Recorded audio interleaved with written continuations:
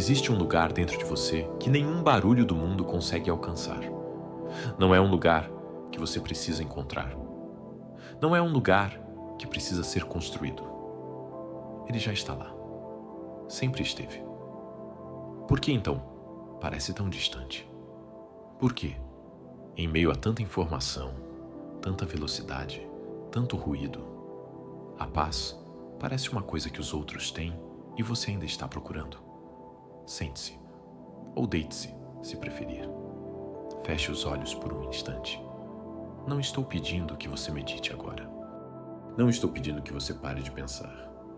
Estou apenas pedindo que você chegue aqui, a este momento, a esta respiração. Há muitos anos, um jovem chamado Ananda veio até o Buda com uma pergunta que o consumia por dentro. Ele havia estudado os ensinamentos por anos, havia memorizado sutras, havia debatido com filósofos, havia praticado com disciplina, mas algo ainda faltava. Algo que nenhuma palavra havia conseguido preencher. E ele se ajoelhou diante do Buda e disse: Mestre, eu sei muito, mas não encontro paz. O que estou fazendo de errado? O Buda olhou para ele em silêncio por um longo momento. Então, respondeu com apenas uma pergunta. Ananda, quando você está ouvindo o canto de um pássaro, onde está sua mente? O jovem ficou confuso. Está ouvindo o pássaro, mestre? Não, disse o Buda suavemente. Você está pensando em como descrever o canto, em como ele se compara ao que você ouviu ontem, em se ele é bonito ou não, em o que ele significa. Sua mente nunca esteve no pássaro. Ela esteve em tudo ao redor do pássaro. Você já percebeu isso em você mesmo? Quando alguém fala com você e de repente você percebe que estava pensando em outra coisa enquanto ouvia? Quando você olha para o céu e, antes mesmo de ver as nuvens, já está pensando no que precisa fazer mais tarde? Isso não é distração. Isso é um hábito muito antigo. Um hábito que a maioria das pessoas carrega pela vida inteira sem nunca questionar. Sem nunca perceber que existe uma outra forma de estar no mundo. Uma forma mais suave, mais quieta, mais viva. O Buda não pediu que Ananda parasse de pensar. Não pediu que ele se tornasse uma estátua de pedra sem emoções. Ele apenas apontou para algo que o jovem havia esquecido, que existe uma diferença entre viver o momento e pensar sobre o momento enquanto ele passa, e que na maioria das vezes, sem perceber, escolhemos pensar, enquanto a vida acontece do lado de fora da janela. Ananda ficou quieto por muito tempo depois daquilo, e o Buda não disse mais nada, porque algumas verdades não precisam de explicação. Elas precisam de silêncio para pousar. Esta noite, você não precisa resolver nada. Não precisa entender tudo o que será dito aqui. Precisa apenas estar presente o suficiente para deixar algo tocar você por dentro. Porque o silêncio interior não é uma ideia. É uma experiência. E ela começa agora. O barulho mais difícil de silenciar não vem de fora. Não é o trânsito. Não é a televisão do vizinho. Não são as notificações do celular. O barulho mais persistente é aquele que você carrega dentro do peito. Ele não tem som, mas tem peso. É o pensamento que volta sem ser chamado. É a conversa que você continua tendo com alguém que nem está mais na sala. É a lista que cresce mesmo quando você fecha os olhos e tenta descansar. Você já tentou simplesmente parar de pensar? Não como meditação, não como prática, apenas parar. A maioria das pessoas descobre muito rapidamente que não consegue. E isso gera uma frustração estranha, uma sensação de que a própria mente é inimiga, de que há algo errado com você porque os pensamentos não obedecem. Mas não há nada de errado. A mente pensa, é o que ela faz. É para isso que foi construída ao longo de milhares de anos de evolução. O problema não é que ela pensa. O problema é que acreditamos em tudo que ela diz. Um dia, um monge ancião me disse algo que ficou comigo por muito tempo. Eu era jovem ainda, inquieto, cheio de perguntas e muito pouca paciência para as respostas. Fui até ele em um fim de tarde, quando o sol já descia atrás das montanhas e o mosteiro ficava cor de laranja e sombra. Sentei ao lado dele, sem dizer nada por alguns minutos. Então perguntei: como você faz para ter tanta paz? O que você faz com os pensamentos difíceis? Ele não respondeu imediatamente. Ficou olhando para o horizonte por um longo momento. Então disse, sem me olhar: eu não faço nada com eles. Nada? Perguntei surpreso. Nada, ele repetiu. Porque fazer algo com um pensamento é como jogar lenha no fogo para tentar apagá-lo. Fiquei pensando naquilo por dias. Porque eu havia tentado de tudo com meus pensamentos difíceis. Havia tentado reprimi-los. Havia tentado substituí-los por pensamentos melhores. Havia tentado me distrair, me ocupar, me cansar o suficiente para que eles parassem. E nenhuma dessas coisas funcionava por muito tempo. Porque o problema nunca estava nos pensamentos. O problema estava na minha relação com eles. Pense em como você costuma reagir quando um pensamento desconfortável aparece. Talvez você tente afastá-lo rapidamente. Talvez você entre nele de cabeça e fique ruminando por horas. Talvez você se distraia com alguma coisa, qualquer coisa, para não ter que ficar com ele. Essas são reações completamente humanas, mas todas elas têm algo em comum. Todas tratam o pensamento como um problema que precisa ser resolvido. E o que o budismo nos ensina é algo radicalmente diferente. O pensamento não precisa ser resolvido. Ele precisa ser visto. Existe uma diferença enorme entre ver um pensamento e ser o pensamento. Quando você é o pensamento, não há distância. Ele ocupa tudo, colore tudo, parece ser a realidade inteira. Mas quando você vê o pensamento, quando você percebe que está pensando, algo muda. Um espaço pequeno aparece, e nesse espaço está a sua liberdade. Quantas vezes você evitou o silêncio sem perceber? Ligou o rádio no carro sem querer ouvir nada em particular. Colocou um vídeo qualquer enquanto comia, apenas para não ficar sozinho com os próprios pensamentos. Ficou rolando o celular antes de dormir, sem destino, apenas para não encontrar o silêncio. Não há julgamento aqui. Todos nós fazemos isso, porque o silêncio, no começo, não parece descanso, parece desconforto.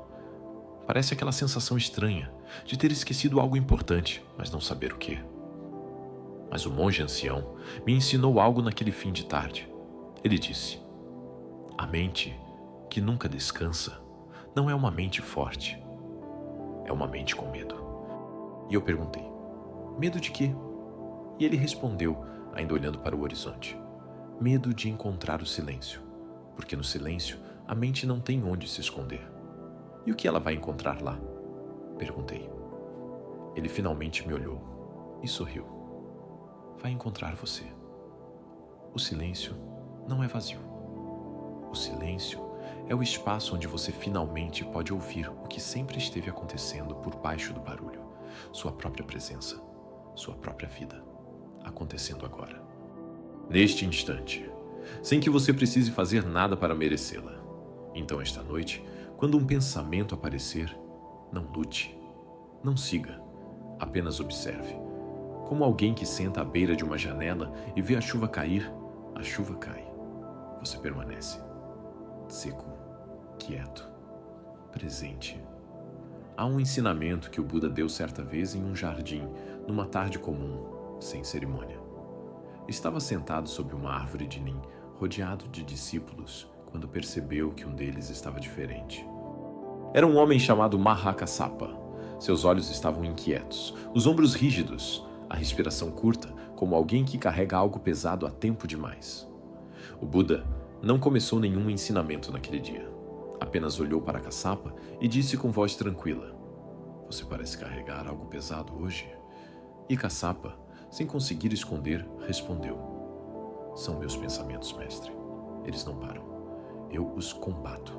Mas quanto mais luto contra eles, mais fortes eles ficam. É como se eu estivesse afundando numa areia movediça, e quanto mais me mexo, mais fundo vou. O Buda ficou em silêncio por um momento. Então, fez um gesto com a mão, apontando para uma palmeira próxima que balançava suavemente no vento. Diga-me, Kassapa, quando o vento sopra e a palmeira se curva, quem está sofrendo? O vento ou a palmeira? Kassapa observou a árvore por um instante. Nenhum dos dois, disse, confuso com a pergunta. Exato, disse o Buda. O vento sopra. A palmeira se move, e então passa. Seus pensamentos são o vento, caçapa. Você é a palmeira. Mas em algum momento, você começou a acreditar que era o vento. Isso ficou dentro de mim quando ouvi pela primeira vez, porque eu reconheci aquela confusão em mim mesmo, a sensação de ser varrido por um pensamento difícil e achar que aquilo era eu, que aquela raiva era eu, que aquele medo era eu, que aquela tristeza era eu. Mas observe o que acontece quando você presta atenção de verdade. O pensamento chega, fica por um tempo e então vai embora, mesmo sem você fazer nada. Mesmo sem você resolver nada, ele simplesmente passa, como o vento. Você já percebeu que você não é seus pensamentos? Que existe uma diferença entre quem está pensando e o que está sendo pensado? Tente agora, apenas por um instante. Observe um pensamento que surgir. Não o siga. Não o analise. Apenas observe. Como alguém que senta à beira de um rio e vê a água passar, o rio flui. Você permanece. Aqui está algo curioso que você vai descobrir quando começar a observar a mente dessa forma. Os pensamentos que parecem mais urgentes, os que gritam mais alto. Raramente são os mais importantes, são apenas os mais barulhentos. A mente tem uma tendência de tratar tudo como emergência. Um e-mail não respondido vira catástrofe. Uma palavra dita de forma errada vira uma crise de identidade. Uma incerteza sobre o futuro vira uma tempestade que ocupa o peito inteiro. E enquanto a mente está ocupada com tudo isso, a vida real, o momento real, passa em silêncio, sem ser percebida, sem ser vivida. Havia um jovem discípulo no mosteiro onde eu estudei que tinha uma mente particularmente agitada. Todos percebiam. Ele mal conseguia sentar quieto por alguns minutos durante a meditação. Os outros monges às vezes sorriam com gentileza quando o viam se mexendo no lugar, suspirando, mudando de posição a cada poucos instantes. Um dia, o mestre chamou esse jovem para uma conversa, e o jovem foi até ele com a cabeça baixa, esperando uma repreensão. Mas o mestre apenas disse: "Sente-se aqui comigo." E ficaram sentados em silêncio por algum tempo. Então, o mestre perguntou: "O que você está ouvindo agora?" O jovem prestou atenção.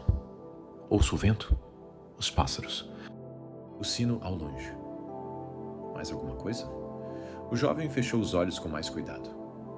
"Ouço minha própria respiração." O mestre assentiu. "E os pensamentos que não param? Você os ouve também?" "Sim", disse o jovem envergonhado. "Bem", disse o mestre, "então você está ouvindo tudo. O vento, os pássaros, a respiração, os pensamentos. Tudo isso está acontecendo ao mesmo tempo. E quem está ouvindo tudo isso?" O jovem ficou quieto. Era uma pergunta que ele nunca havia feito para si mesmo. "Quem está ouvindo?" repetiu o mestre, suavemente. Essa pergunta mudou algo no jovem discípulo. Não porque ele encontrou uma resposta, mas porque percebeu que havia algo nele que observava tudo. Os pensamentos, os sons, as sensações, sem ser nenhuma dessas coisas. Havia um espaço de consciência que permanecia quieto, mesmo quando a mente estava agitada, como o céu que permanece azul acima das nuvens. Não importa quão carregada esteja a tempestade lá embaixo. Essa é a descoberta que o budismo convida você a fazer.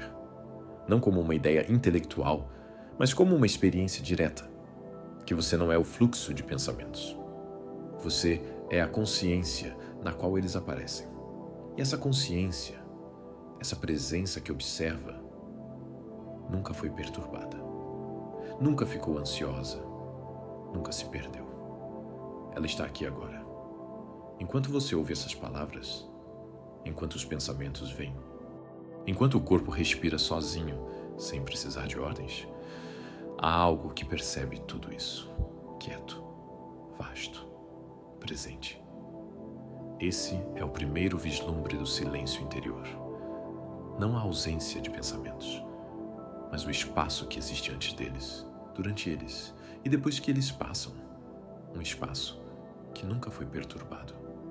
Um espaço que é, em última análise, o que você realmente é. Kassapa ouviu o ensinamento do Buda naquela tarde no jardim e dizem que algo nele afrouxou. Não porque seus pensamentos pararam, mas porque ele parou de lutar contra eles. E na ausência da luta, o silêncio encontrou espaço para respirar, como sempre havia encontrado, esperando apenas que alguém parasse de correr o suficiente para percebê-lo. Bloco 4. Impermanência. Tudo passa. Eu me lembro de uma noite, muitos anos atrás, quando ainda era um jovem monge. Havia um jardim no mosteiro onde eu gostava de sentar depois que todos dormiam. Era um jardim simples. Algumas pedras, uma árvore velha e um pequeno lago que refletia a lua quando o céu estava limpo.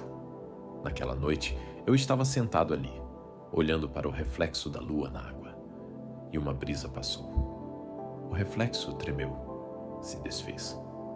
Ficou irreconhecível por alguns instantes, e então a água se acalmou, e a lua estava lá de novo, inteira, como se nada tivesse acontecido. Fiquei olhando para aquilo por um longo tempo. E pensei, quantas vezes na minha vida eu me desesperei com o tremor, achando que a lua havia desaparecido para sempre. Existe uma lei que governa tudo no universo. Não foi escrita por humanos. Não pode ser mudada por nenhum poder do mundo. Os budistas a chamam de anicca, impermanência. Tudo muda, tudo passa. Nada dura para sempre. A dor que você sente hoje, ela vai passar. A alegria do último domingo, ela já passou. O pensamento que veio agora. Em alguns segundos, outro virá em seu lugar. Eu sei que isso pode soar frio quando você está no meio de algo difícil, quando a dor é real e presente e ocupa o peito inteiro. Falar que tudo passa pode parecer uma forma de ignorar o que você está sentindo, mas não é isso. Impermanência não é indiferença. É a compreensão de que nenhum estado é permanente, nem o sofrimento, nem a alegria, nem a confusão, nem a clareza. Tudo flui. E quando você começa a sentir isso de verdade, não apenas entender como ideia, mas sentir no corpo, algo fundamental muda na forma como você vive. Certa vez, uma mulher chamada Kisa Gotami perdeu seu filho pequeno. A dor era tão grande que ela saiu pelas ruas da cidade carregando o corpo da criança nos braços, pedindo a todos que conheciam um remédio que pudesse trazê-lo de volta à vida. As pessoas a olhavam com tristeza e desviam o olhar. Ninguém sabia o que dizer diante de uma dor tão grande. Até que alguém sugeriu em voz baixa: vá até o Buda. Dizem que ele sabe de tudo. Kisa foi. Com o filho nos braços e os olhos cheios de lágrimas, ela se ajoelhou diante do Buda e implorou. E o Buda olhou para ela com uma ternura que ela nunca havia visto em nenhum rosto antes, e disse, com voz muito gentil: posso te ajudar, mas preciso que você me traga uma coisa. Kisa se inclinou para a frente, pronta para qualquer coisa. Preciso de um punhado de sementes de mostarda. A mulher ficou aliviada. Sementes de mostarda eram fáceis de encontrar. Mas então, o Buda acrescentou: as sementes precisam vir de uma casa onde ninguém jamais tenha perdido alguém que amava. Kisa foi de casa em casa. Na primeira porta, uma senhora idosa disse: aqui perdemos meu marido há 3 anos. Na segunda, um homem jovem abriu a porta com olhos cansados. Aqui perdemos nossa filha ainda bebê. Na terceira, na quarta, na 10ª, na 20ª. Em cada casa, a mesma história. Um pai, uma mãe, um irmão, um amigo, um filho. Não havia uma única casa sem luto. E ao cair da noite, Kisa sentou-se à beira do caminho, com as mãos vazias. E algo começou a mudar dentro dela. Não era resignação, não era conformismo. Era uma compreensão que desceu devagar, como água que afunda na terra seca. A de que a perda não havia escolhido ela. A de que o sofrimento não era uma punição. A de que em cada casa daquela cidade havia alguém que conhecia exatamente aquela dor. E que ela, Kisa, não estava sozinha no escuro. estava, na verdade, na companhia silenciosa de toda a humanidade. Você já sentiu isso?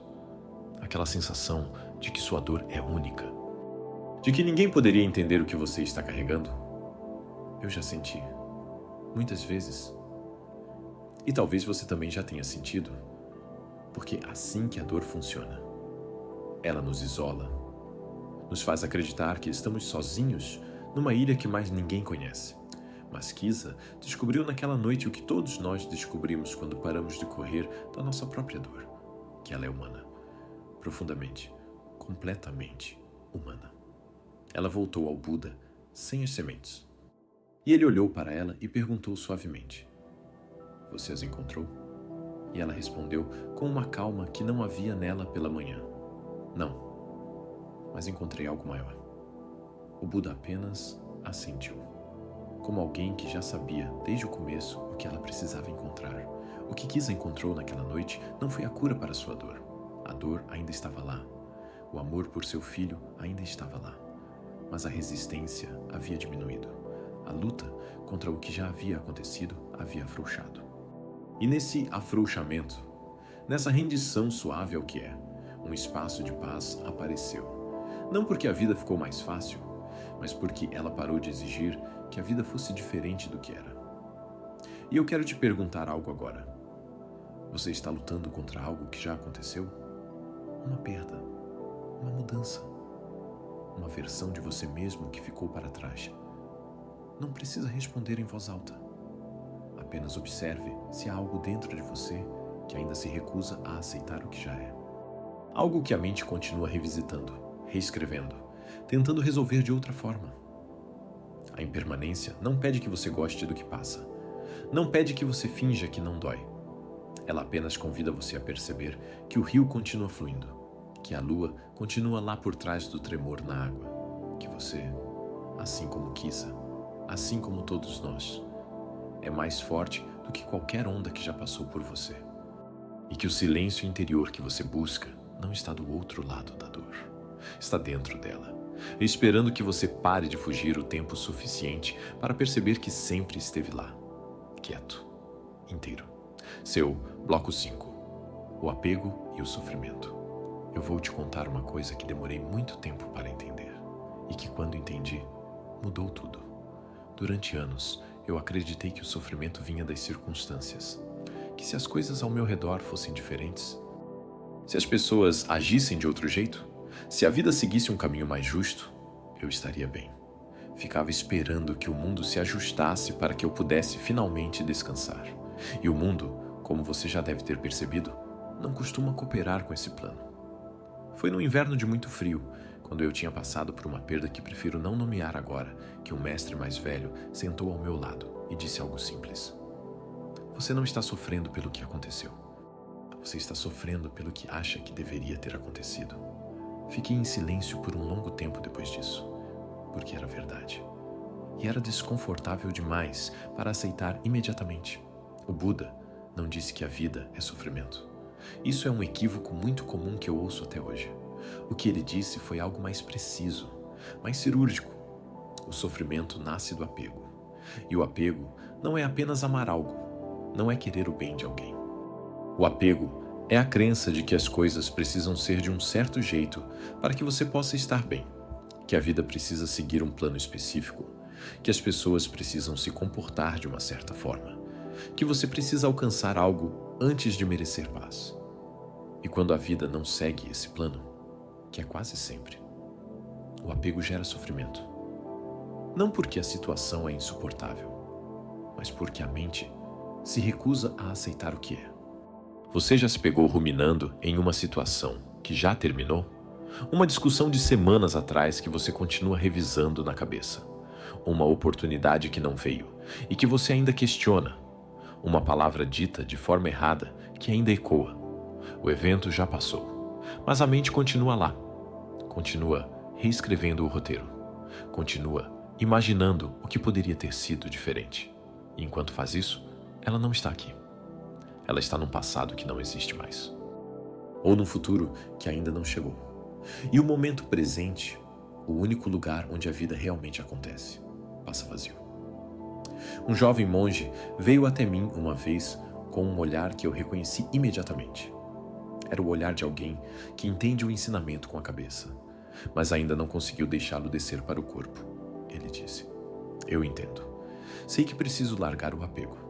Mas como? Como se faz isso na prática?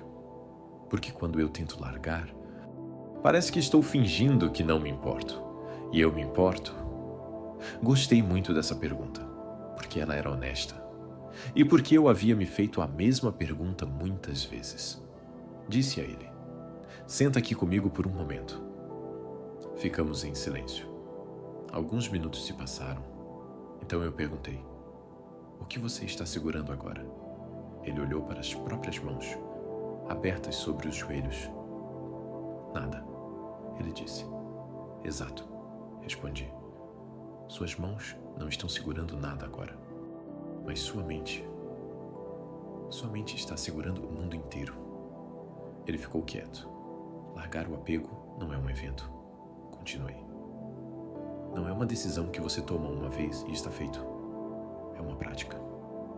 É perceber, momento a momento, o que a mente está apertando e, gentilmente, abrir a mão. Abrir a mão. Não arrancar. Não rejeitar. Não fingir que não dói. Apenas abrir. Com gentileza. Com paciência. Com a mesma ternura que você teria com alguém que você ama e que está sofrendo. Porque aqui está algo que poucos ensinamentos dizem claramente. Largar o apego não significa não se importar. Significa se importar sem exigir um resultado específico. Significa amar sem transformar o amor em corrente. Significa querer o bem sem fazer do bem uma condição para a sua paz. Há uma história que o Buda contou sobre 2 dardos. Ele disse que quando algo doloroso acontece na vida, é como ser atingido por um dardo. Dói. É real. Não tem como negar. Mas então, a mente entra em ação e começa a resistir, a julgar, a perguntar por quê, a reviver, a temer que aconteça de novo. Isso é como cravar um segundo dardo no mesmo lugar. O primeiro dardo é inevitável, o segundo é opcional. Você conhece esse segundo dardo? Eu conheço muito bem. É aquele momento em que a dor já poderia estar diminuindo, mas a mente insiste em mantê-la viva, revisitando, reaquecendo, alimentando, como soprar numa brasa que já estava quase apagada. E não estou dizendo que você faz isso de propósito.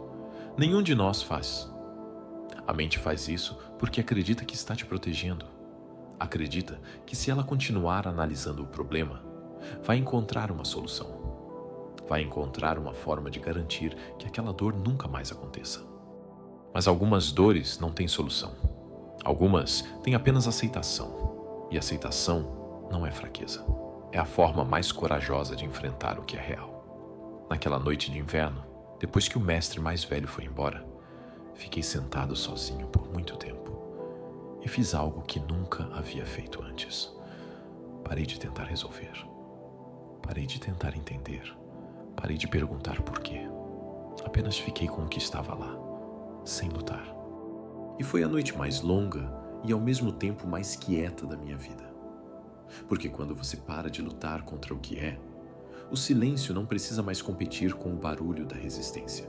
Ele simplesmente aparece.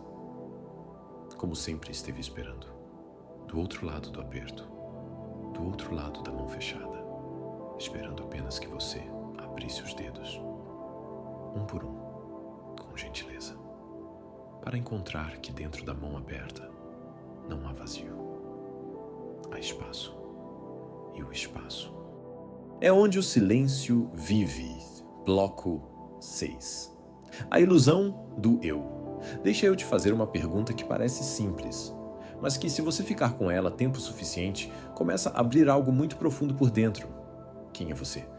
Não o seu nome, não a sua profissão, não o papel que você desempenha em casa, no trabalho, com os amigos. Quem é você quando tudo isso é tirado? Eu me fiz essa pergunta pela primeira vez com cerca de 20 e poucos anos. Estava num período de muita confusão. Havia deixado para trás uma vida que as pessoas ao meu redor consideravam boa, um caminho seguro, previsível, reconhecível, E de repente, me vi sem os rótulos que havia carregado a vida inteira. E a sensação era estranha. Não era libertadora como eu esperava. Era desorientadora. Como se eu tivesse tirado uma roupa que usava há tanto tempo que havia esquecido que era roupa e ficado olhando para o espelho sem saber o que estava vendo. A maioria das pessoas, se parar para pensar, vai dar uma resposta parecida quando perguntada quem é. Sou meu nome, minha história, minhas crenças, meu corpo, minha família. E o budismo não nega que essas coisas existem, mas faz uma pergunta diferente. Se você muda de emprego, você ainda é você? Se suas crenças mudam com o tempo, você ainda é você? Se o corpo envelhece a cada dia, qual parte de você permanece igual? Havia um rei chamado Milinda que foi ao sábio Nagasena com essa mesma questão. Era um rei culto e curioso. Não o tipo que aceita respostas fáceis. E foi até Nagasena com a postura de quem está pronto para um debate. Diga-me, sábio, quem é Nagasena? Qual parte de você é Nagasena? Onde ele está? Nagasena sorriu com calma e respondeu com uma pergunta. Quando você veio até mim hoje, como viajou? De carruagem, disse o rei. E diga-me, a carruagem é a roda? Não. É o eixo? Não. É a madeira, o couro, o metal, as cordas? Não, não, não e não. Então onde está a carruagem? O rei ficou em silêncio pela primeira vez desde que havia chegado. A carruagem, disse Nagasena suavemente, é o nome que damos à combinação de todas essas partes funcionando juntas. Não é uma coisa, é um processo, um conjunto de relações em movimento. E o mesmo vale para Nagasena, e para o rei Milinda, e para todo ser que respira. Você não é uma coisa fixa. Você é um processo, um fluxo contínuo de sensações, pensamentos, emoções, memórias, histórias. E quando você observa isso de perto, quando você realmente para e olha, percebe que não há uma linha onde o eu começa e o resto termina. Há apenas experiência acontecendo agora. Eu sei que isso pode soar abstrato demais. Por isso quero trazer para algo que você provavelmente já viveu. Você já passou por um momento tão intenso de alegria, de dor, de beleza, de susto, que por alguns instantes esqueceu completamente de si mesmo? Um pôr do sol que te parou no meio do caminho. Uma música que de repente preencheu o peito inteiro. Um momento de riso com alguém que você ama, onde o tempo pareceu desaparecer. Nesses momentos, onde estava o eu? Onde estava a história, os problemas, as preocupações, os rótulos? Eles não estavam em lugar nenhum. Porque você estava tão presente que não havia espaço para a narrativa sobre você mesmo. Havia apenas um momento. Vivo. Pleno. Real. E curiosamente, esses são os momentos que as pessoas descrevem como os mais felizes de suas vidas. Não os momentos em que o eu estava mais forte, mas os momentos em que ele havia se dissolvido temporariamente. No entardecer no mosteiro, muitos anos depois da minha crise de identidade juvenil, sentei com um mestre que eu respeitava muito. Contei a ele sobre aquela época de confusão, sobre ter me sentido perdido sem os rótulos. Ele me ouviu em silêncio. Então disse: "E o que foi que sentiu quando os rótulos caíram?" Pensei por um momento. Medo, desorientação. Mais alguma coisa? Fui mais fundo. Leveza, por um instante, antes do medo chegar. Uma leveza estranha. Ele assentiu como se eu houvesse confirmado algo que ele já sabia. Essa leveza, ele disse, é o que você realmente é. O medo veio porque a mente não conhecia aquele espaço. Achou que era perigo, mas era liberdade. A ilusão do eu não é que você não existe, é que você acredita ser menor do que realmente é. Acredita ser apenas os pensamentos, apenas a história, apenas os papéis.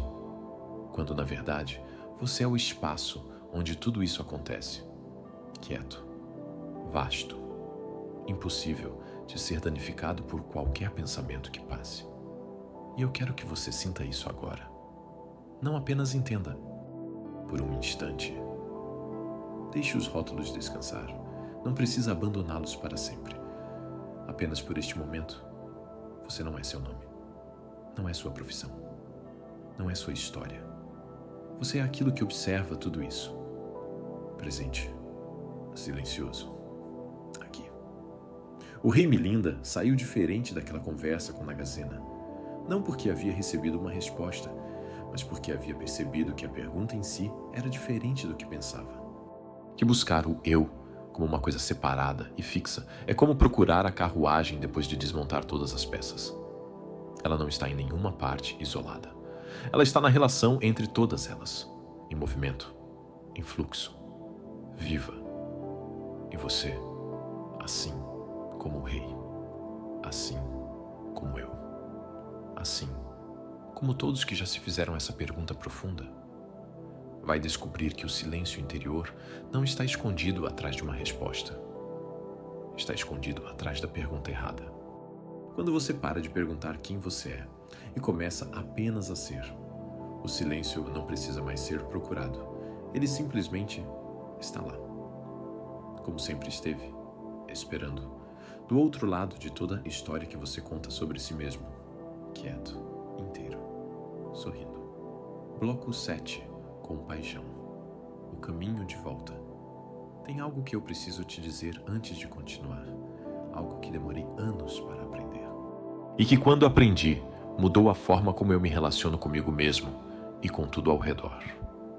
Durante muito tempo, eu acreditei que o caminho espiritual era uma espécie de endurecimento. Que meditar, estudar os ensinamentos, praticar o desapego. Tudo isso me tornaria mais forte no sentido de precisar menos, mais resistente, mais distante da dor. Mas o que aconteceu foi o oposto. Quanto mais eu praticava, mais sensível eu ficava. Não mais frágil, mais sensível. E levei um tempo para entender que essa é a diferença. Há um ensinamento que muitas pessoas ignoram quando estudam budismo. Elas focam na meditação, na impermanência, no desapego, mas esquecem do coração. O Buda chamou de metta, que pode ser traduzido como amor bondoso, ou simplesmente compaixão. E ele disse algo que surpreende muita gente quando ouve pela primeira vez. A compaixão começa em você, não nos outros. Porque a maioria de nós foi ensinada desde pequeno a cuidar dos outros antes de cuidar de si mesmo, a ser forte, a não reclamar, a seguir em frente independente do que esteja sentindo por dentro. E com o tempo, nos tornamos especialistas em ignorar a nós mesmos, em passar por cima do próprio cansaço, da própria dor, da própria necessidade de parar. E nos tornamos duros com nós mesmos de um jeito que nunca seríamos com alguém que amamos. Pensa comigo. Se um amigo seu cometesse um erro, chegasse até você cabisbaixo e contasse o que havia feito de errado, você diria: que idiota. Como você pôde? Eu não acredito em você. Provavelmente não. Você diria algo como: tudo bem, todo mundo erra. Você aprende e segue em frente. Mas para si mesmo, a voz interna às vezes é impiedosa, severa de um jeito que nenhum inimigo externo conseguiria ser, porque ela conhece cada ponto fraco, cada insegurança, cada momento em que você ficou aquém do que esperava de si mesmo. Certa vez, uma mulher veio me procurar no mosteiro.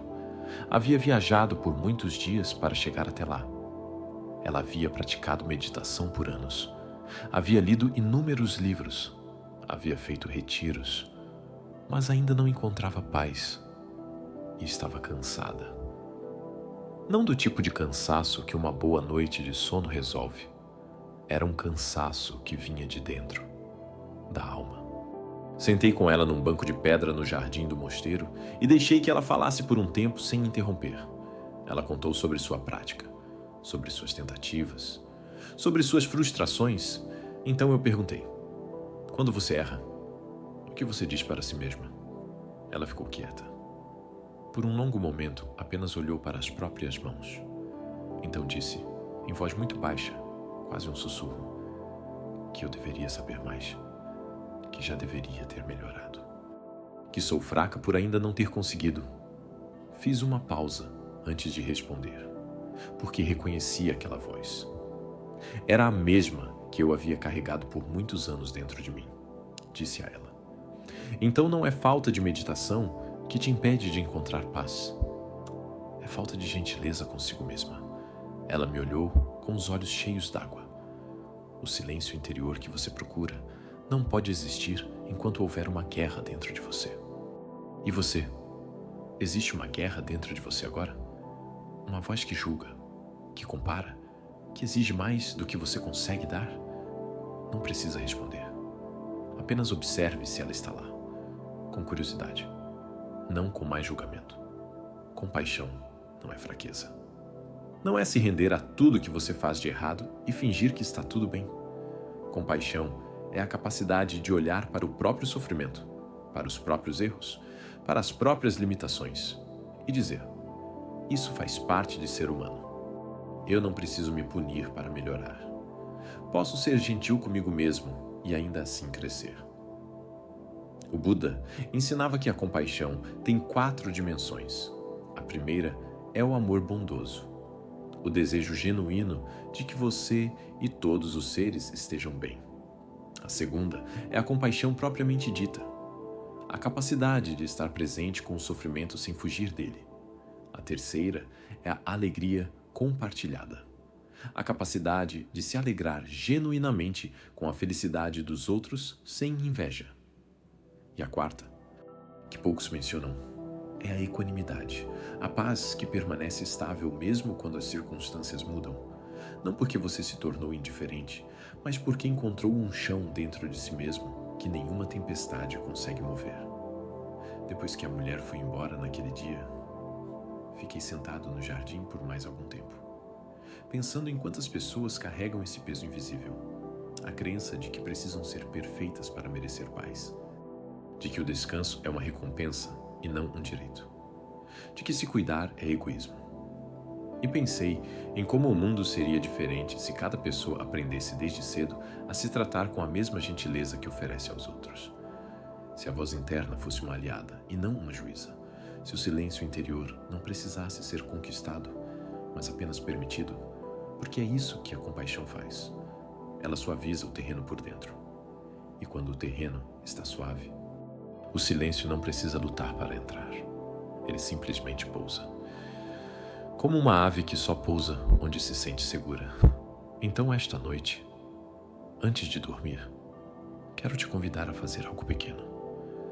Algo que parece simples, mas que pode ser surpreendentemente difícil. Coloca a mão no peito, sente o calor da própria mão sobre o próprio coração e diz, em silêncio ou em voz alta, o que preferir.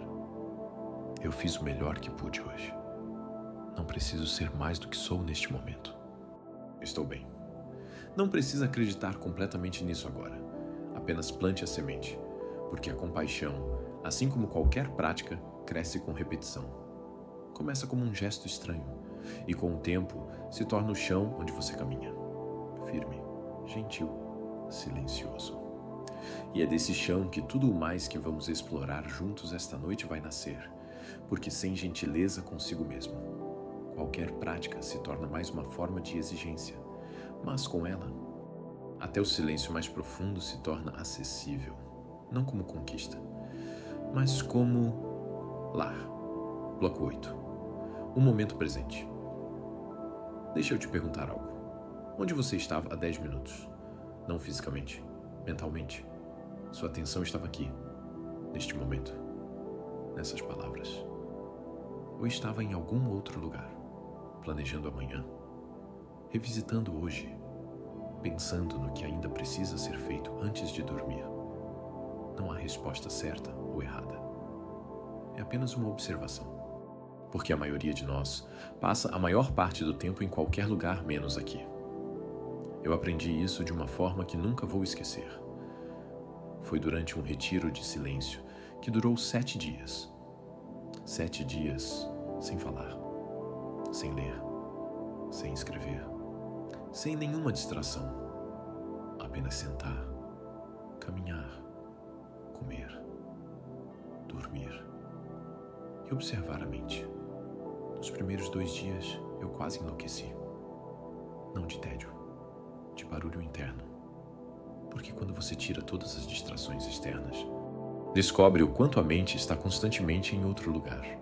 Ela viajava para conversas que havia tido anos atrás, para situações que poderiam acontecer no futuro, para preocupações sem forma definida que apareciam e desapareciam sem razão aparente. E eu percebi algo que me perturbou profundamente no começo, que em muitos momentos da minha vida eu não havia estado presente, havia estado lá, fisicamente, mas minha atenção estava sempre em trânsito, sempre a caminho de outro lugar. O Buda falava muito sobre o momento presente, não como um conceito filosófico, mas como o único lugar onde a vida realmente acontece. Ele dizia que o passado é memória, uma história que a mente conta sobre o que foi. E o futuro é imaginação, uma projeção do que a mente acha que pode ser. Mas o presente é o único momento que é real. O único momento onde você pode respirar, sentir, agir, viver. E mesmo assim, nós passamos a maior parte do tempo em qualquer outro lugar. Você já comeu uma refeição inteira pensando em outra coisa? Já tomou com banho sem perceber a água quente na pele porque estava resolvendo um problema na cabeça? Já chegou ao destino sem lembrar de quase nada do caminho porque a mente havia viajado para longe? Eu já, muitas vezes. E cada vez que isso acontece, há um momento de vida que passa sem ser vivido. Não porque algo de errado aconteceu, mas porque a atenção estava em outro lugar. Havia um mestre de chá no Japão que ficou famoso não apenas pela qualidade do seu chá, mas pela qualidade da sua presença. Diziam que quando você tomava chá com ele, sentia que era a única pessoa no mundo, que cada gesto seu era completo, sem pressa, sem distração, como se preparar o chá fosse a coisa mais importante que existia naquele momento. E quando alguém perguntou a ele qual era o segredo da sua prática, ele respondeu com uma simplicidade desconcertante: quando preparo o chá, preparo o chá. Quando sirvo, sirvo. Quando bebo, bebo. Parece óbvio, mas pense em quantas vezes você está fazendo uma coisa e pensando em outra. Está com uma pessoa e pensando em outra. Está num lugar e querendo estar em outro. Essa divisão constante de atenção tem um custo que raramente calculamos. O custo é a própria vida, passando, enquanto estamos mentalmente ausentes. Durante o retiro de silêncio que te mencionei, no quarto dia, algo mudou. Não sei exatamente como descrever. Foi como se a mente tivesse finalmente desistido de correr, como se ela houvesse percebido que não havia para onde ir, e resolvido simplesmente parar. E de repente, coisas que sempre haviam estado lá começaram a aparecer. O som do vento nas folhas lá fora, a textura do tecido da roupa contra a pele, o ritmo da própria respiração, subindo e descendo, suave e constante. Coisas simples, completamente comuns, mas que pareciam extraordinárias naquele momento, porque eu estava realmente lá para percebê-las. E foi nesse quarto dia que entendi o que o Buda queria dizer com presença. Não é um estado especial que você alcança depois de anos de prática. Não é uma experiência mística reservada para monges em cavernas. É simplesmente estar aqui, com o que é, como é, agora. O corpo é um aliado extraordinário nessa prática, porque o corpo nunca sai do momento presente. Ele não viaja para o passado, não corre para o futuro. Ele está sempre aqui, respirando, sentindo, pulsando, vivendo. E quando você traz a atenção para ele, você também vem para cá. Sente agora, apenas por um instante, o peso do corpo apoiado onde você está, a temperatura do ar na pele, o ritmo suave da respiração. Não precisa mudar nada. Apenas perceba. Isso que você está fazendo agora, essa pequena pausa de atenção, é meditação. Não precisa de almofada especial. Não precisa de postura perfeita. Não precisa de silêncio absoluto ao redor. Precisa apenas deste gesto simples e profundo, de trazer a atenção para onde você já está, Há uma frase que carrego comigo há muitos anos. Não sei exatamente de onde veio, mas ela ficou. Você não pode estar em paz num lugar diferente de onde está. Pensa nisso por um momento. Quantas vezes você adiou a paz? Quando terminar esse projeto, vou descansar. Quando as coisas se acalmarem, vou meditar. Quando chegar nas férias, vou estar presente. Mas a paz não está esperando no final de nenhuma lista. Ela está aqui, neste momento imperfeito, incompleto, comum, esperando apenas que você chegue. No último dia do retiro de silêncio, quando finalmente voltamos a falar, um dos participantes, um homem de meia idade com um olhar que havia mudado ao longo da semana, disse algo que todos ouviram em silêncio. Eu passei 50 anos esperando que a minha vida começasse de verdade. E aí percebi que ela havia estado acontecendo o tempo inteiro. Enquanto eu esperava, não deixe isso ser a sua história.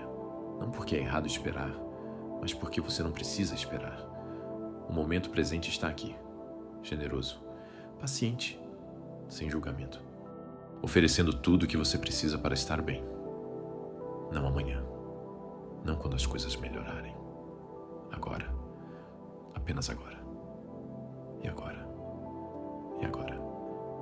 Porque o silêncio interior que buscamos juntos nesta noite não vive no passado que passou, não vive no futuro que ainda não chegou. Ele vive aqui, neste momento, nesta respiração, nesta presença simples e completa, que sempre foi sua e sempre será. Bloco 9. A natureza da consciência. Quero te convidar para algo diferente agora. Não uma história, não um ensinamento, pelo menos não ainda. Quero te convidar para uma pequena experiência, algo que você pode fazer agora mesmo, sem se mover, sem fechar os olhos se não quiser. Apenas presta atenção. Existe algo acontecendo agora que é tão constante, tão sempre presente, que você provavelmente nunca parou para notar. Há algo que está percebendo estas palavras. Há algo que está ouvindo esta voz. Há algo que está sentindo o corpo onde ele está, que está consciente do quarto ao redor, do ar que entra e sai, dos pensamentos que vêm e vão. Esse algo, esse percebedor, esse que está aqui agora notando tudo isso. O que é ele?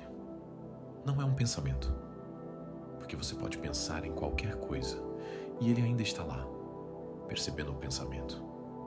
Não é uma emoção, porque as emoções vêm e vão, e ele permanece. Não é o corpo, porque quando o corpo dói, quando o corpo está cansado, há algo que percebe a dor, que percebe o cansaço, e esse algo não dói junto. Eu me lembro da primeira vez que realmente parei para investigar isso, não como conceito, não como filosofia, mas como experiência direta. Estava sentado numa meditação longa numa manhã de outono. As folhas do jardim do mosteiro estavam caindo lá fora. E de repente me peguei fazendo uma pergunta que nunca havia feito antes com tanta clareza. Quem está percebendo as folhas caindo? E tentei encontrar esse alguém. Procurei dentro dos pensamentos. Não estava lá. Procurei nas sensações do corpo. Não estava lá. Procurei nas emoções. Não estava lá. E quanto mais eu procurava, mais estranha ficava a sensação. Porque havia claramente algo percebendo. Mas esse algo não conseguia ser encontrado como um objeto. Porque ele era o sujeito. O olho que não consegue ver a si mesmo. A luz que ilumina tudo, mas não pode ser iluminada por nada. Os budistas chamam isso de consciência pura. Não a consciência de algo específico, mas a consciência em si mesma. O espaço de presença no qual toda experiência acontece. E aqui está o que é verdadeiramente extraordinário sobre isso. Essa consciência, esse espaço de presença, nunca foi perturbado por nenhum pensamento que passou por ele. Nunca ficou ansioso com nenhuma preocupação, nunca se sentiu inadequado por nenhuma comparação, nunca sofreu com nenhuma perda. Espera. Isso não significa que você não sofreu. Significa que há uma parte de você que nunca sofreu. Uma parte que observou todo o sofrimento, toda a alegria, toda a confusão, toda a clareza, sem ser nenhuma dessas coisas. Eu sei que isso pode soar distante da vida cotidiana. Por isso deixei eu trazer para algo concreto. Você já passou por um momento muito difícil na vida. Uma perda, uma traição, uma crise, um período de escuridão. E depois, semanas, meses, anos depois, olhou para trás e pensou: eu passei por aquilo. Eu sobrevivi. Ainda estou aqui. Quem é esse que sobreviveu? Quem é esse que ainda está aqui, olhando para trás, reconhecendo o que foi difícil, mas permanecendo? Esse é a consciência. Esse é o percebedor que nunca foi destruído por nenhuma experiência. Porque ele não é feito da mesma matéria que as experiências. Ele é o espaço onde elas acontecem. Havia um discípulo que certa vez foi ao Buda muito perturbado. Havia perdido tudo em um incêndio: sua casa, seus pertences, suas economias de anos. E chegou até o Buda com uma pergunta que era quase uma acusação: Mestre, se é verdade que há algo em nós que é permanente, que nunca muda, que nunca pode ser destruído, por que eu me sinto destruído agora? O Buda ficou em silêncio por um momento. Então perguntou: quando sua casa pegou fogo, o espaço dentro da casa também pegou fogo? O discípulo ficou confuso. Não, o espaço não queima. As paredes queimaram, o teto, os objetos, mas o espaço dentro da casa, o espaço permaneceu. O Buda assentiu. Você é como esse espaço. O que queimou foram as coisas dentro do espaço, mas o espaço, a consciência, a presença que você é em sua essência mais profunda, essa não queimou. Ela nunca pode queimar. O discípulo ficou em silêncio por um longo tempo depois disso, e quando falou novamente, sua voz era diferente. Não porque a dor havia passado, mas porque havia encontrado algo dentro de si mesmo que a dor não havia tocado. Um lugar de repouso, que sempre esteve lá, que ele simplesmente não havia percebido antes. E eu quero te perguntar: você já percebeu esse lugar em você? Talvez em momentos de grande silêncio, talvez em momentos de grande dor, quando de repente algo em você ficou muito quieto e muito claro ao mesmo tempo. Talvez numa manhã comum, olhando pela janela, quando por um breve instante a mente parou e havia apenas presença. Esses momentos não são acidentes, não são ilusões, são vislumbres do que você realmente é, por baixo de todos os papéis, por baixo de todas as histórias, por baixo de todos os pensamentos e emoções que passam como nuvens. Há um céu vasto, quieto, sempre azul, mesmo quando as nuvens estão mais carregadas. E a prática, toda prática espiritual em sua essência mais simples, é apenas isso: aprender a reconhecer esse céu, aprender a repousar nele, não apenas nos momentos de silêncio e beleza, mas também no meio do barulho, no meio da confusão, no meio de tudo que a vida traz. Porque quando você aprende a repousar na consciência, quando você aprende a se identificar não com os pensamentos, mas com o espaço onde eles aparecem, algo fundamental muda. Não as circunstâncias, não os desafios, não as pessoas ao seu redor, mas a sua relação com tudo isso. E nessa mudança de relação, nessa suave, mas profunda revolução interior, o silêncio deixa de ser algo que você precisa buscar, porque você percebe que ele nunca foi embora, que você, em sua natureza mais essencial, é o silêncio, vasto, luminoso, presente, aqui, agora. E sempre. Bloco 10. O peso que carregamos sem perceber. Deixa eu te contar sobre uma caminhada que fiz uma vez. Era uma trilha longa, numa região montanhosa, que levava até um mosteiro no alto de um cume. Eu havia planejado fazer essa caminhada por muito tempo, e quando o dia chegou, acordei antes do sol. Me preparei com cuidado e comecei a subir. Nas primeiras horas, tudo correu bem. O caminho era bonito, o ar era fresco e eu me sentia leve e determinado. Mas à medida que as horas passavam, algo começou a mudar. Os ombros começaram a doer. As pernas ficaram mais pesadas e cada passo exigia um esforço um pouco maior do que o anterior. Quando finalmente cheguei ao mosteiro e tirei a mochila das costas, a sensação foi indescritível. Como se o peso de horas de caminhada tivesse se acumulado sem que eu percebesse plenamente. E só quando o peso saiu, quando os ombros ficaram livres, é que eu entendi o quanto havia carregado. A vida é assim. Carregamos pesos que acumulamos ao longo do tempo. Mas como os carregamos há tanto tempo, muitas vezes não percebemos mais que estão lá. Tornaram-se parte de nós. Parte da forma como andamos, respiramos, dormimos, nos relacionamos. Esses pesos têm muitos nomes. Mágoa não expressa. Culpa que nunca foi perdoada. Vergonha de algo que aconteceu anos atrás. Raiva que foi engolida em vez de processada. Tristeza que nunca teve espaço para ser sentida completamente. O budismo tem um conceito chamado samskara, que pode ser traduzido como impressões ou marcas. São os registros que as experiências deixam na mente e no corpo, especialmente as experiências que não foram completamente processadas. As que foram interrompidas, suprimidas, ou que aconteceram rápido demais para serem assimiladas. Você já notou como o corpo guarda essas marcas? Uma tensão nos ombros que não vai embora, independente de quantas massagens você faz. Um aperto no peito que aparece em certos tipos de situação. Uma dificuldade de respirar fundo que você carrega há tanto tempo que parou de notar. O corpo se lembra de tudo, mesmo quando a mente tenta esquecer. Certa vez, um monge mais velho que eu, um homem de cabelos brancos e olhos que pareciam ter visto muitas estações, me disse algo que ficou. Estávamos fazendo uma caminhada no jardim depois da meditação matinal.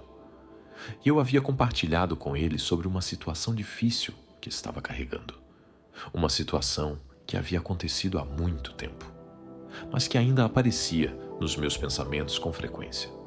Ele caminhou em silêncio por alguns passos. Então disse sem me olhar: "Você já percebeu que algumas feridas cicatrizam por fora, mas continuam abertas por dentro?" Fiquei quieto. "Não porque você é fraco", ele continuou, "mas porque ninguém te ensinou a cuidar do que está por dentro do mesmo jeito que te ensinaram a cuidar do que está por fora." E é verdade. Desde pequenos, aprendemos a tratar as feridas do corpo, lavar, desinfetar, cobrir, esperar curar, mas as feridas da mente, do coração, da alma. Essas geralmente recebem instruções bem diferentes. Esquece isso. Segue em frente. Não fica pensando nisso. Já passou. E então carregamos essas feridas não tratadas. Por anos, às vezes por décadas, sem perceber o quanto elas moldam a forma como vemos o mundo, como reagimos às pessoas, como dormimos à noite, como nos sentimos ao acordar pela manhã. Mas aqui está o que o budismo ensina sobre esses pesos. E aqui está o que eu aprendi na prática ao longo de muitos anos. Você não precisa resolver cada ferida para encontrar paz. Não precisa entender completamente cada dor para que ela diminua. Às vezes, o único movimento necessário é reconhecer. Apenas reconhecer. Isso está aqui. Eu estou carregando isso. Eu vejo você. Há um poder extraordinário nesse simples gesto de reconhecimento, porque a maioria das coisas que carregamos não quer ser resolvida, quer ser vista. Quer ser reconhecida, quer que alguém, mesmo que esse alguém seja você mesmo, diga: "Eu sei que você está aí e está tudo bem." Lembro de uma tarde no mosteiro em que um jovem monge veio até mim em silêncio.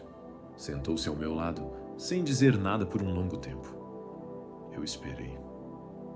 Às vezes, a coisa mais gentil que você pode fazer por alguém é simplesmente estar lá, sem tentar consertar, sem tentar ajudar, apenas presente.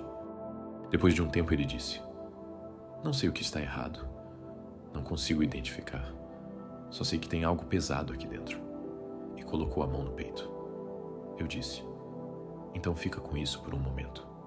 Não tenta resolver. Não tenta entender. Apenas coloca a atenção lá onde está pesado e respira. Ficamos em silêncio por alguns minutos e depois ele disse algo simples. Ficou um pouco mais leve. Não havia mudado nada nas circunstâncias. Nenhum problema havia sido resolvido. Nenhuma resposta havia aparecido. Mas o simples ato de parar, reconhecer e respirar havia criado espaço onde antes havia apenas peso. E eu quero te convidar a fazer isso agora. Se há algo que você está carregando esta noite, não precisa saber o nome. Não precisa entender de onde veio. Apenas coloca a atenção suavemente no lugar onde você sente peso. Pode ser no peito, pode ser nos ombros, pode ser na garganta. Pode ser em algum lugar que você nem consegue identificar exatamente. Apenas leva a atenção até lá, com gentileza, como quem visita alguém que está doente e simplesmente senta ao lado, sem pressa, sem agenda, apenas presente, e respira. Não para fazer o peso ir embora, mas para dizer a ele que você ouviu, que você sabe que está lá, que você não está mais fingindo que não existe. Porque o silêncio interior que buscamos nesta noite não é o silêncio da negação. Não é o silêncio de fingir que está tudo bem quando não está. É o silêncio que existe quando você para de lutar contra o que é. Quando você para de carregar o peso com os dentes cerrados, fingindo que não pesa, e simplesmente reconhece com compaixão, com presença, com a mesma gentileza que você ofereceria a qualquer ser que estivesse sofrendo. Quando cheguei ao mosteiro naquela caminhada e tirei a mochila, fiquei parado por alguns minutos, apenas sentindo os ombros livres. Não havia feito nada extraordinário. Havia apenas parado de carregar, e o alívio era imenso. Esta noite, você tem permissão para parar de carregar, mesmo que seja só por algumas horas, mesmo que seja só enquanto dorme. Deixa a mochila pousar, deixa os ombros abrirem, deixa o peso encontrar o chão e descansa, leve, presente, livre. Bloco 11. O silêncio entre as palavras. Existe algo que ninguém te ensina na escola, algo que a sociedade moderna quase nunca menciona e que, no entanto, está presente em absolutamente tudo que existe. O silêncio.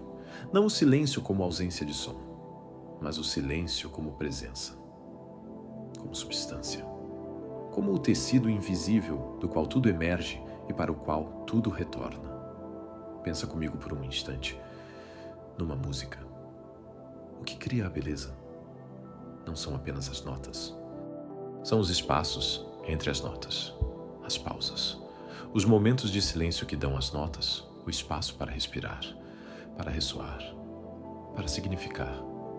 Sem o silêncio entre elas, as notas seriam apenas barulho, um amontoado de sons sem forma, sem alma, sem sentido. E na fala, o que faz uma palavra tocar o coração de alguém? Não é apenas o que é dito, é o espaço antes e depois. É a pausa que deixa a palavra pousar, que dá ao ouvinte tempo para sentir o que foi dito antes que a próxima palavra chegue. Os melhores comunicadores que já conheci, os que realmente tocam as pessoas, sempre sabem quando calar. Sabem que o silêncio faz parte da mensagem. Às vezes, é a parte mais importante. Lembro de uma vez em que assisti a um mestre budista dar um ensinamento para uma grande sala de pessoas. Ele começou a falar. E depois de alguns minutos, simplesmente parou. Ficou em silêncio. Por um tempo que pareceu longo, e a sala inteira mudou. As pessoas que estavam distraídas, de repente, estavam completamente presentes. As que estavam com a mente vagando, de repente, estavam aqui. Porque o silêncio chamou a atenção de uma forma que nenhuma palavra conseguiria. Depois de alguns minutos, ele disse apenas: esse silêncio que vocês acabaram de sentir, esse é o ensinamento. E voltou a falar normalmente. Mas ninguém na sala esqueceu aquele momento. O silêncio tem esse poder de trazer de volta, de centralizar, de lembrar. E eu percebi, ao longo dos anos, que o silêncio interior funciona da mesma forma. Ele não é vazio. Não é ausência. É uma presença mais profunda do que qualquer pensamento, mais real do que qualquer palavra, mais nutritiva do que qualquer experiência. Mas nós não fomos ensinados a valorizá-lo. Pelo contrário, fomos ensinados a preenchê-lo, desde crianças. Silêncio em situações sociais era desconfortável. Era sinal de que algo estava errado, que havia uma lacuna que precisava ser preenchida com palavras, com som, com atividade. E então crescemos com essa relação estranha com o silêncio, tratando-o como inimigo, como algo a ser evitado, quando na verdade ele é o maior aliado que temos. Havia um discípulo que veio ao Buda uma vez com uma queixa incomum. Ele disse: "Mestre, eu medito todo dia. Mas quando sento em silêncio, fico ansioso. Minha mente acelera e parece que o silêncio piora tudo em vez de melhorar." E o Buda respondeu com uma história. Havia um homem que vivia numa casa barulhenta, com muitos vizinhos, muita movimentação, muito som o tempo todo. E um dia ele se mudou para o campo, para uma casa isolada, longe de tudo. E na primeira noite, em vez de sentir paz, sentiu um medo estranho. O silêncio era tão intenso que parecia mais alto do que qualquer barulho que havia deixado para trás, porque seus ouvidos, acostumados ao barulho constante, não sabiam como receber o silêncio. Tratavam-no como uma ameaça. Mas depois de algumas noites, algo mudou. Os ouvidos se acostumaram. E o homem começou a ouvir dentro do silêncio coisas que nunca havia escutado antes. O vento nas árvores, o canto distante de um pássaro noturno, o próprio coração batendo, e percebeu que o silêncio não estava vazio. Estava cheio, cheio de vida, cheio de presença, cheio de tudo que o barulho havia encoberto. O discípulo ouviu isso e ficou quieto por um momento. Então disse: "Então, o que devo fazer quando o silêncio me assustar?" E o Buda disse simplesmente: "Fique. Apenas fique. Não tente resolver o desconforto. Não tente silenciar o medo. Apenas fique com o silêncio.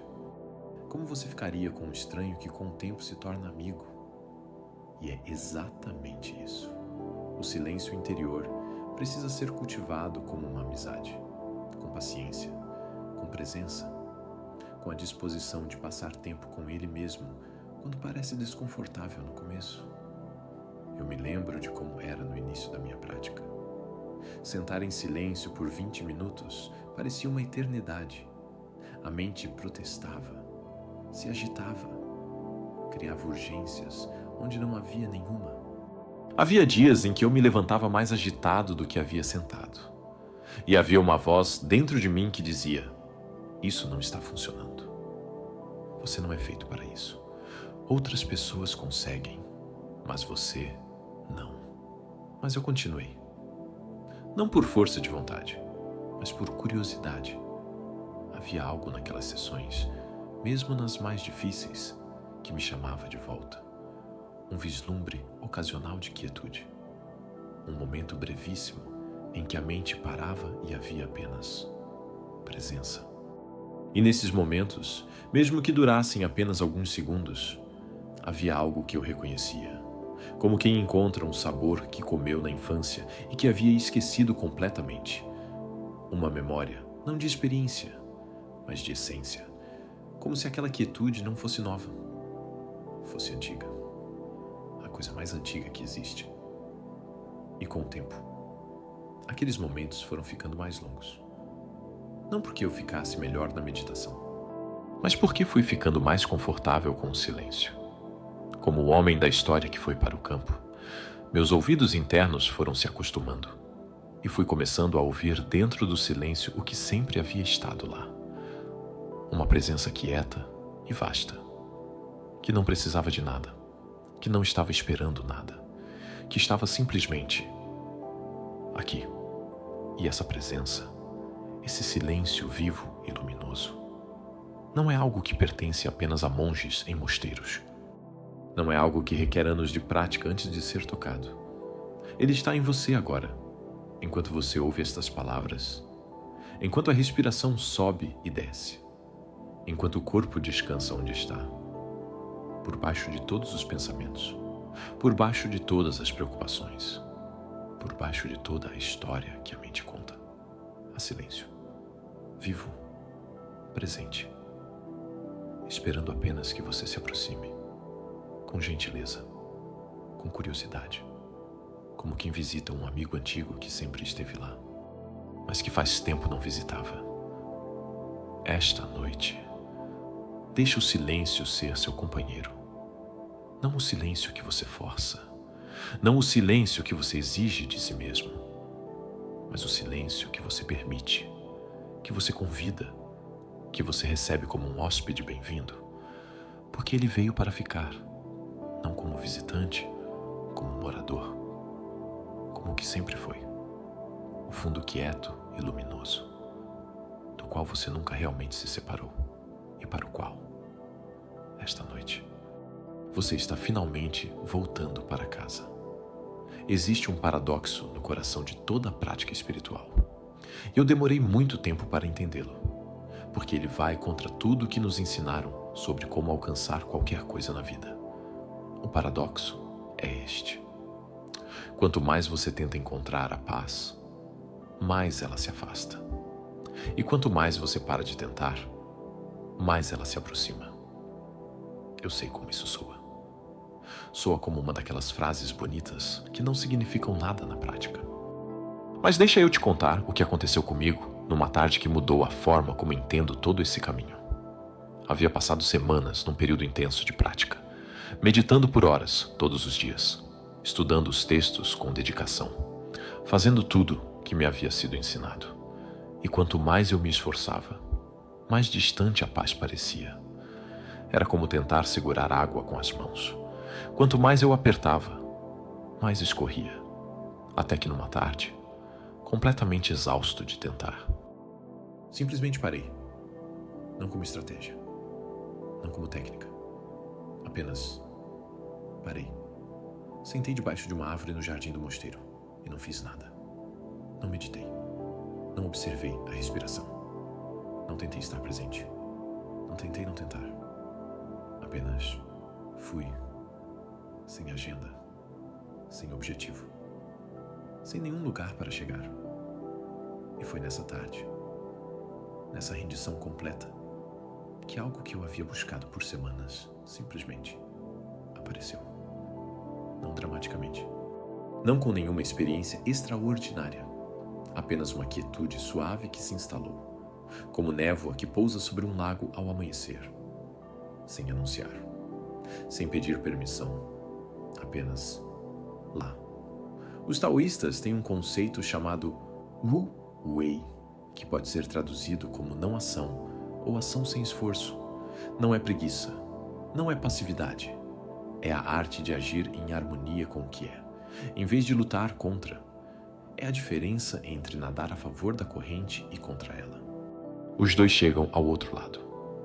Mas um chega exausto e o outro chega descansado. E o budismo tem uma sabedoria parecida, que muitas vezes é mal compreendida. O caminho não é sobre adicionar mais, é sobre subtrair. Não é sobre conquistar estados elevados de consciência, é sobre remover os obstáculos que impedem que a consciência natural apareça. Pensa numa janela empoeirada. A luz do sol está sempre lá. Ela não precisa ser criada, não precisa ser invocada. Ela está sempre brilhando do lado de fora. O que você precisa fazer é apenas limpar o pó, e a luz entra sozinha. A paz, o silêncio interior, a consciência plena. São como essa luz, sempre presentes, sempre disponíveis. O que os encobre são os hábitos da mente, o esforço constante, a busca incessante, a crença de que você precisa fazer algo especial para merecer o que já é seu por natureza. Havia um jovem que veio ao mosteiro determinado a alcançar a iluminação. Tinha 20 e poucos anos, cheio de energia e determinação. Ele perguntou ao mestre: "Quanto tempo vai levar?" O mestre respondeu: 10 anos. O jovem ficou quieto por um momento e então disse: "E se eu me esforçar muito mais do que os outros? Se eu meditar mais horas? Se eu estudar mais? Se eu me dedicar completamente?" O mestre considerou isso. 20 anos. O jovem ficou confuso e um pouco irritado. Como assim? Quanto mais eu me esforçar, mais tempo vai levar? E o mestre disse com calma: quando você caminha com um olho fixo no destino, você só tem um olho para ver o caminho. E é exatamente assim. A busca ansiosa pelo resultado, a pressa para chegar, o esforço tenso e determinado. Tudo isso cria uma contração na mente, uma rigidez que paradoxalmente impede que o que você busca possa pousar. Porque a paz não é um destino. Não é algo que você alcança depois de tanto esforço. É algo que você permite, que você recebe, que você descobre que sempre esteve aqui, esperando que você parasse de correr. Deixa eu te perguntar algo. Quando foi a última vez que você não fez nada? Não assistiu nada? Não ouviu nada? Não planejou nada? Não resolveu nada? Apenas foi. Sem destino. Sem objetivo. Apenas presente com o que é.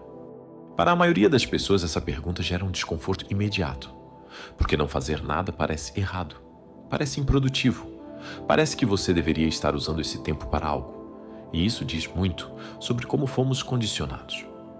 Mas os monges que eu conheci com mais paz dentro deles não eram os que mais meditavam, não eram os que mais estudavam, eram os que haviam aprendido a arte de simplesmente ser, de existir sem agenda, de respirar sem objetivo, de estar presente sem tentar transformar o momento em algo diferente do que ele já é.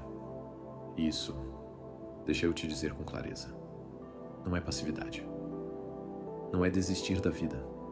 É, na verdade, a coisa mais ativa que existe, porque requer uma presença total, uma atenção completa, um engajamento pleno com o momento, sem a distração da busca, sem o peso do esforço, apenas aqui, completamente.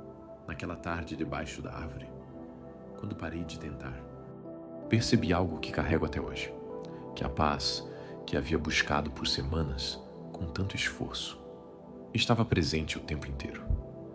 Embaixo do esforço, embaixo da busca, embaixo de toda a determinação tensa de chegar em algum lugar, ela estava lá, quieta, paciente, esperando que eu me cansasse o suficiente de procurar para finalmente percebê-la. Esta noite, talvez seja a hora de parar de procurar, não para desistir, mas para descobrir que o que você procura nunca esteve longe, está aqui. No espaço entre um pensamento e outro. No silêncio entre uma respiração e a próxima. Na presença simples e completa deste momento, que não precisa de nada, que não está esperando nada, que é exatamente e completamente suficiente. E agora, não há mais nada que você precise entender, nada para resolver, nada para alcançar. Apenas permita que sua atenção comece a descer, saindo um pouco da cabeça e voltando para o corpo. Perceba o peso do seu corpo agora, a forma como ele se entrega à cama, sem esforço, sem precisar segurar nada.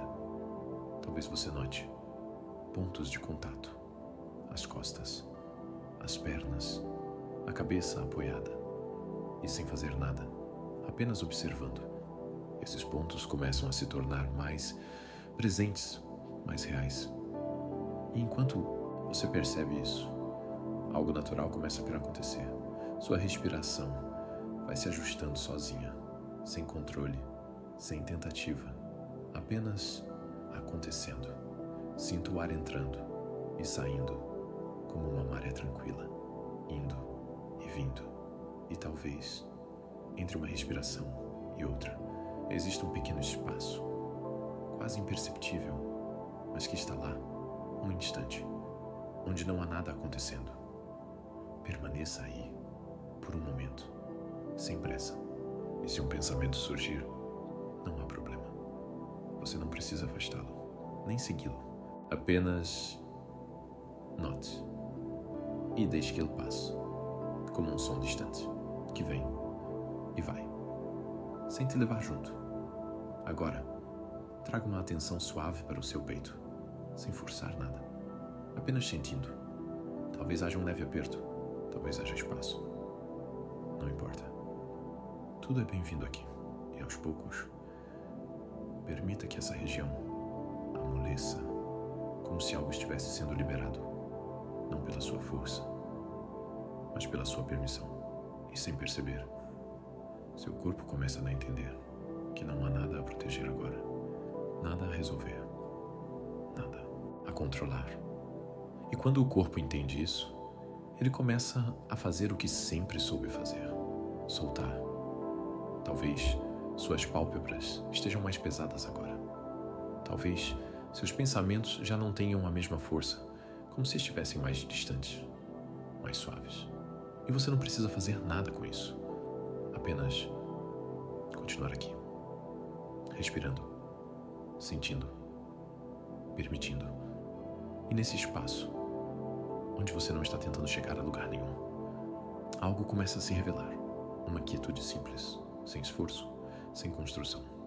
E talvez você perceba que essa quietude não veio agora. Ela sempre esteve aqui, apenas encoberta pelo movimento constante da mente.